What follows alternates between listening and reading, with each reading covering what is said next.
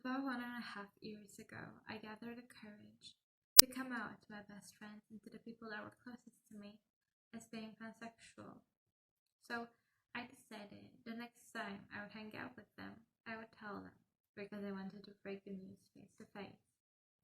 I first told my best friend, and I saw a big smile appear on her face, and she was so happy that I decided to tell her. And that got me really excited to tell the others, but that didn't go as well.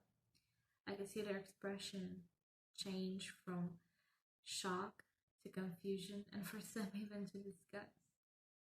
And it broke my heart to see my friends walk away from me and be able to do nothing about it. After I finished 8th grade and I started high school, I was lucky to be in a class where most students didn't know me. But unfortunately, in the middle of the first semester, the guy sitting in front of me saw a notification on my phone from a group chat called LGBT, and they started asking so many questions. I ended up telling them that I am indeed part of the community, and they started making jokes, and soon enough, the whole class found out. At first, the jokes that they made bothered me a lot, but after some time, I just started ignoring them, and somehow they stopped. After that, I started working a lot more on my confidence and on how I saw myself. And it helped. I improved. While all these things were happening to me, I couldn't stop thinking how many other kids spend their life closeted in fear of being rejected by society, or how many kids have been kicked out by their parents because homosexuality is a sin, or you were born a boy, not a girl, and vice versa. It just feels so wrong being judged based on who you love or when you want to be referred as. We're all still humans and we're all still capable of the same things, and we're allowed to love whoever we want or to be whoever we want.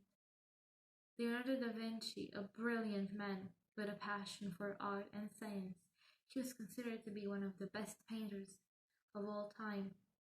At the age of 24, he was charged with sodomy in an incident involving a male prostitute. The charges were dismissed due to the lack of evidence, and he didn't go to prison. Now imagine, if he would have gone to prison, we wouldn't have had Mona Lisa today. And this just makes me think how many others did go to prison for being part of this community. Things haven't changed that much since then.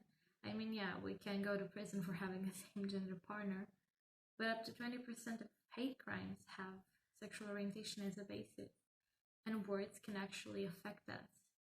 30% of LGBT members end up committing suicide.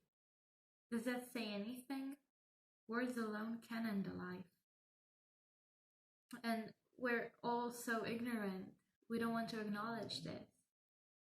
And yeah, this community, we can act confident, we can act like we don't care what others say, because we do accept ourselves. And this might change some people's opinions or stop them being so hateful. But a word I use is might, because even if this does happen, we will still be deprived of our rights.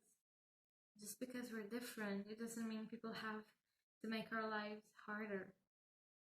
Because yeah, we are all entitled to an opinion, but we need to say it in such a way to not hurt others' feelings. Because just because something is different, it doesn't mean it's wrong. We live in a society where it's impossible for us to always agree. We need to learn to compromise, to accept others, to agree, to disagree. And maybe then things will change for the better. When people will stop judging others based on who they love, who they want to be, the clothes they wear, the food they like, the music they listen to. That's when things will be better. Because you don't need to be us to be able to support us. You just need to be you while allowing us to be us. That's it.